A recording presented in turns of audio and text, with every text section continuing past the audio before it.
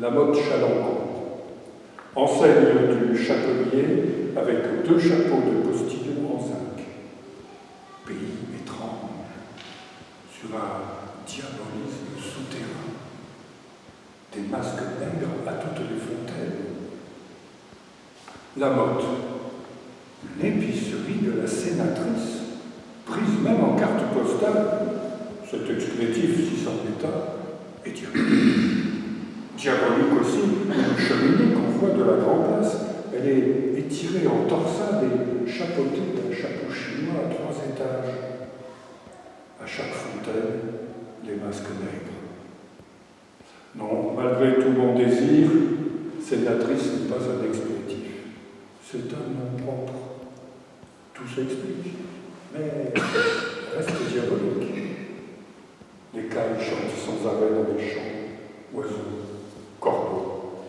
Gumiane est le contraire de Arnaillon. Il faut 2 secondes pour le traverser. C'est un pont, d'un côté une église, de l'autre un café, où je bois un café. Mais du côté de l'église, comme je regarde un panneau indicateur, je vois Saint-Nazaire, le désert. Saint-Nazaire, le désert, 9 kilomètres. Désert, appétissant désert. Saint-Nazaire, le tentateur, avec sa route qui tire vers le nord. Je vois maintenant ce que tu dois être, Saint-Nazaire, après la passe tibétaine de Chalençon. Tu dois être cette tempête immortelle de montagnes grises, sans grâce, sans odeur, sans oiseaux, seul avec ou tout le soleil, ou tout le froid, pas de milieu.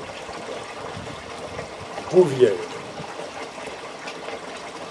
Il est défendu de chasser. Il est défendu de pêcher les écrevisses. Il est défendu de cueillir les champignons. De tous les côtés, il est interdit. Interdit aux nomades, interdit aux transhumants, interdit d'eux, défendu du...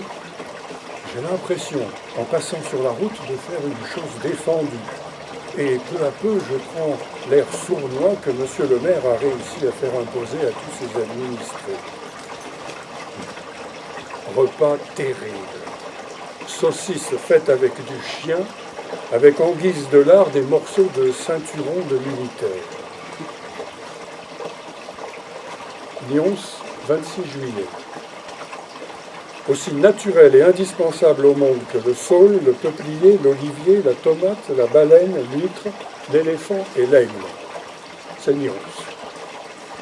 C'est la petite place à l'italienne de Nyons à 4h30 du matin, par temps calme d'été, avec juste un peu de vent dans les platanes du boulevard ou Champ de Mars à 10 mètres de là où je suis.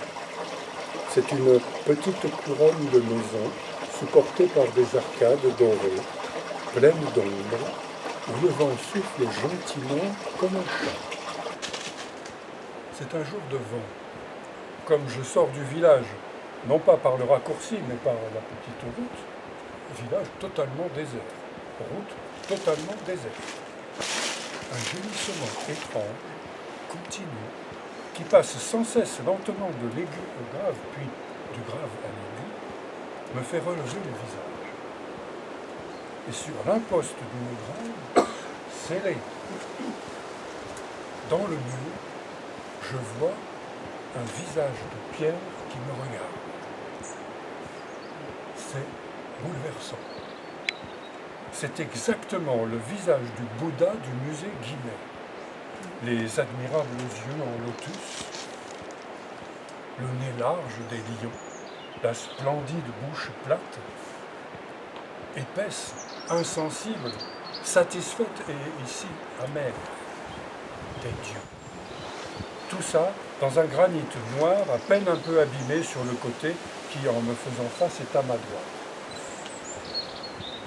Mais vraiment bouleversé par la beauté inimaginable, soudaine, de ce visage de pierre.